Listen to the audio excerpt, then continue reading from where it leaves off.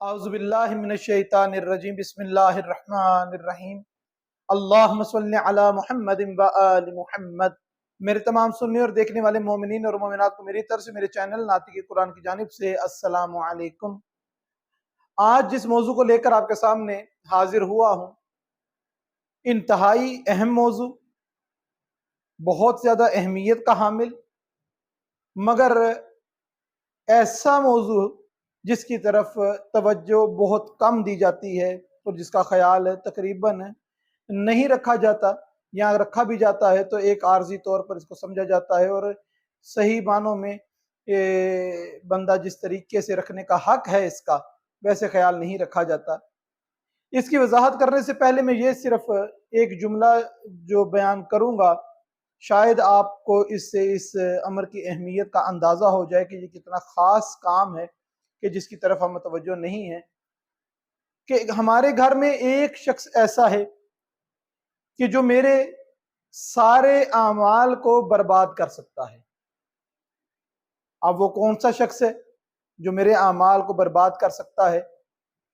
تو وہ میری زوجہ، میری بیوی میرے سارے اعمال ختم کر سکتی ہے، برباد کر سکتی ہے۔ کیسے کر سکتی ہے؟ یہ تفصیل بیان کرنے سے پہلے ایک فرمان معصوم علیہ السلام آپ کے سامنے پیش کرتا ہوں۔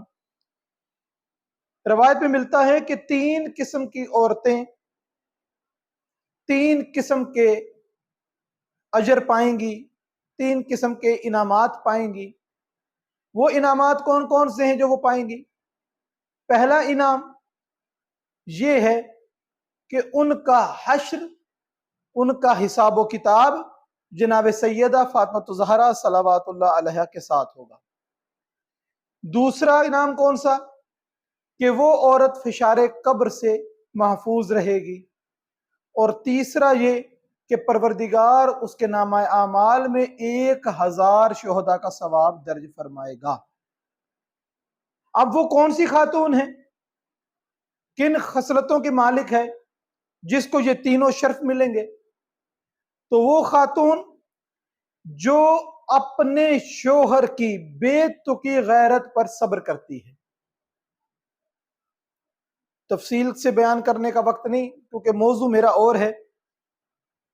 بے تکی غیرت پر اب اس کے ذیل میں گفتگو کی جا سکتی ہے کہ وہ کون سی غیرت ہے جس پہ وہ خاتون صبر کرتی ہے۔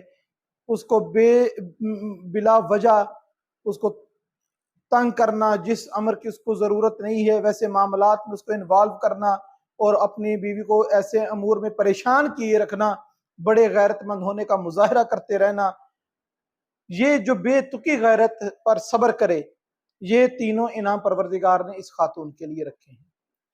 اور وہ خاتون جو اپنے شوہر کی بد خلقی پہ صبر کرتی ہے، بد زبان شوہر کا جواب بد زبانی سے نہیں دیتی، یہ 3 انعامات پروردگار نے اس زوجہ کے لیے رکھے ہیں۔ اور تیسرا، یہ تینوں انعامات کس کو ملیں گے؟ کہ جناب سیدہ کے ساتھ اس کا حشر ہوگا، حساب و کتاب یعنی کہ جناب سیدہ کے ساتھ ہوگا، فشار قبر سے وہ عورت محفوظ رہے گی، اور 1000 شہداء کا ثواب اس کے نامہ اعمال میں درج ہوگا۔ تو وہ خاتون ہے جو اپنے شوہر کو مہر معاف کر دے گی۔ یہ میرا موضوع حق مہر، جو شادی کا ایک لازمی عنصر ہے، کہ جو شادی نکاح پڑھنے سے پہلے جس کو طے کیا جاتا ہے، اپنی بیٹیوں کو تحفظ دینے کے لیے بہت سے والدین زیادہ زیادہ مہر جو ہے وہ لکھوا لیتے ہیں، اور لڑکے والے بھی اس پہ راضی ہوتے ہیں کہ ٹھیک ہے لکھتے ہیں۔ پہلی بات یہ ہے کہ مہر کو ہونا اتنا چاہیے جتنا مناسب ہو، جتنا آسانی سے برداشت کیا جا سکے۔ روایات میں ملتا ہے کہ بہترین زوجہ ہے وہ جس کا مہر کم ہو، جس کا مہر زیادہ ہے وہ بہترین ازواج میں اس کا شمار نہیں کیا جاتا۔ اب معاف کر دے گی تو اس کے لیے اتنا اجر ہے، 1000 شہداء کا بھی، جناب سیدہ کی رفاقت کا بھی، اور فشار قبر سے محفوظ رہنے کا بھی۔ اگر معاف نہیں کرتی، لازم تو نہیں کہ وہ معاف کرے، ضرور معاف کرے، نہیں معاف کرتی اس کا حق بنتا ہے، وہ مانگ سکتی ہے اب میری زوجہ مجھ سے مہر مانگتی ہے مگر میں اس کو نہیں ادا کرتا، میں اس کو نہیں دیتا، میں اس کو ٹال مٹول کرتا رہتا ہوں، یعنی یا اسے کمزور سمجھتا ہوں کہ کیسے نکلوا سکتی ہے۔ اب اتنا بڑا مہر لکھوا دیا 3-4 لاکھ کا، میں بھی راضی ہو کے اس وقت لکھ دیا، اب وہ کیسے نکلوائے گی؟ میرے پاس ہے ہی نہیں، ہے بھی تو میں دینا نہیں چاہتا۔ اب جب یہ معاملات ہے اور میں دنیا سے چلا گیا اور یہ معاملات نہیں ادا کیے اور ہم دونوں بارگاہ رب العزت میں محشر کے میدان میں پیش ہو گئے، اس وقت آواز قدرت آئے گی کہ تو نے جو نکاح کیا تھا میری کنیز کے ساتھ، تو بھی میرا بندہ ہے، یہ کنیز بھی میری ہے، میں نے تیرا شرطوں کے مطابق نکاح کروایا۔ اب وہ شرائط کیا ہیں؟ جس میں مہر بھی ایک شرط ہے، مگر تو نے وہ شرائط پوری نہیں کی۔ کیوں؟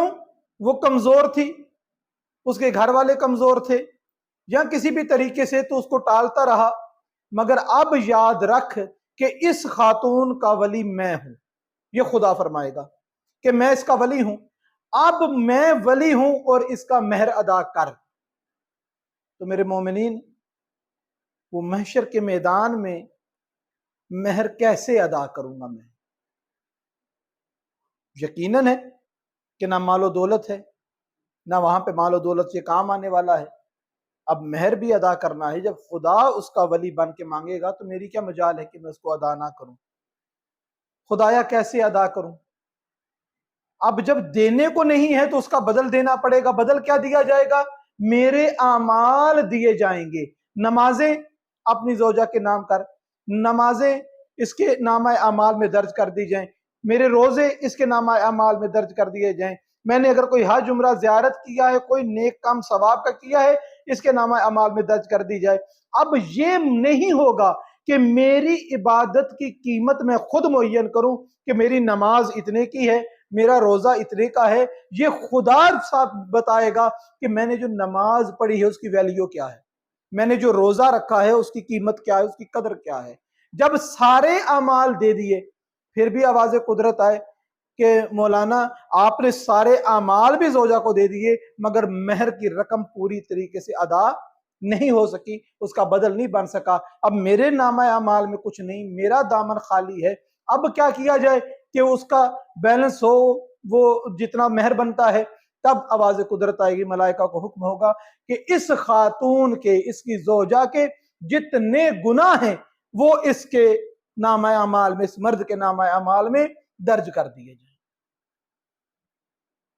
کیسا مشکل وقت ہوگا وہ کہ جب میرے نامہ اعمال میں کوئی نیکی بھی موجود نہ ہو اور وہ گناہ جو میں نے کیے نہیں وہ سب کے سب میرے نامہ اعمال میں ہو، تو میرا حشر کیا ہوگا؟ یقیناً بغیر سوچے سمجھے میرا حشر جہنم ہے۔